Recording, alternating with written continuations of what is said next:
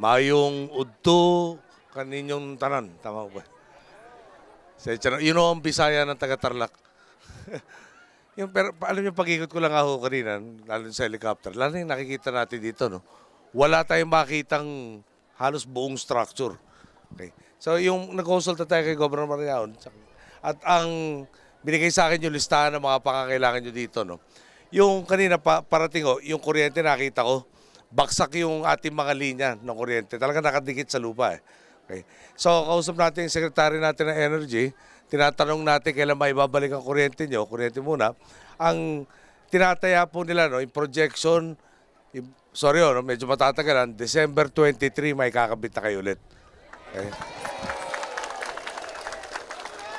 Okay.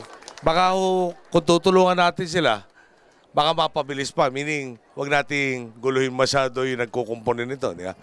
Yung ibang listahan na pinakita sa atin, yung gamot, yung mga tulay, wag ko kayo maglala. Maibabalik natin sa maayos po to.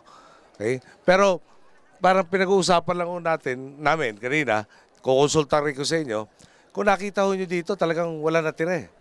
Kung meron ho talagang pagbabago na ng pagpihit ng dinadaanan ng bagyo, ito ho kaya magandang lugar pa para sa pagmagtayo tayo ng mga tahanan natin.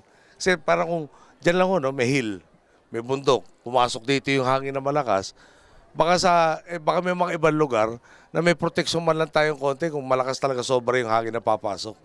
Gusto kong pa-assess to, gusto kong patingnan sa mga eksperto, no?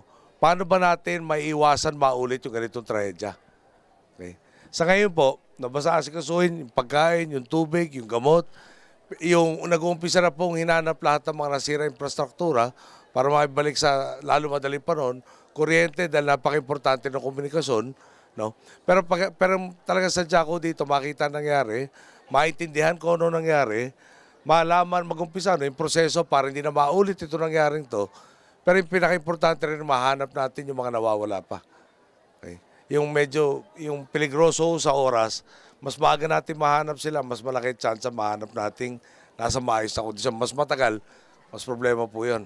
Okay, so, makipagtulungan lang po tayo, no? Sa ating gobernador, sa ating po mayor, makipag-ugnayan. Marami nandito na po sa Mindanao, pati yung tinatawag lang water purification system. Meron na pong galing MMDA, nandito na po, dinadala na sa Combal. May parating pa ho galing sa Manila Water, ihatid ng C-130 natin. Baka mamayang hapon nandito na po sa Davao muna dadalhin, tapos itatransport ko saan ang pinakamatindi ang pangangailangan. Okay? Hindi ho titigil ang gobyerno nyo, no, na alagaan kayo, pero mas marami tayong magagawa kung magtutulungan po tayo. Ha? Huwag ho tayo magpahirap doon sa kapwa natin. Subukan natin bawasan yung paghirap ng kapwa natin.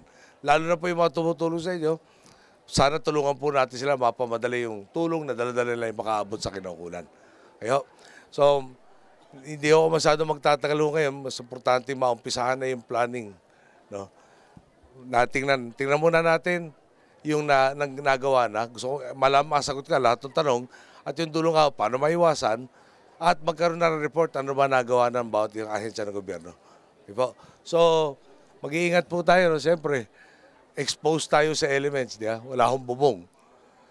Nabibilad tayo sa umaga, mahamog sa gabi, magkukumpul-kumpulan tayo, pwede magkaroon ng karamdaman, kakalat ka agad. Okay? So mag-iingat po tayo sa kalusugan natin. Okay? Hahanap po kami ng sistema pa para lalong mabawasan ang pinsala nito mga darating. Hindi natin maiwasan po, Pilipinas talagang dinadalaw ng mga mahigit 20 bagyo kada taon. Okay? Pero pwede nating pagandaan. Pwede nang bawasan ang mangyayaring trahedya. Sa kooperasyon po nyo, talagang mababawasan natin ang mabawasan. Hanggang sa dulo po baka naman isipin na natin yung bagyo nagdadala ng ulan tulad na sa kuna. May tubig po tayong pampalit. So, magandang tanghali ulit sa inyo at tumasa po kayo. Hindi titigil ang gobyerno nyong umaruga sa inyo. Salamat po. Para sa tanan, dili mo mahutdan, mauna na abot pasabot niya gisugdan lang kini siya.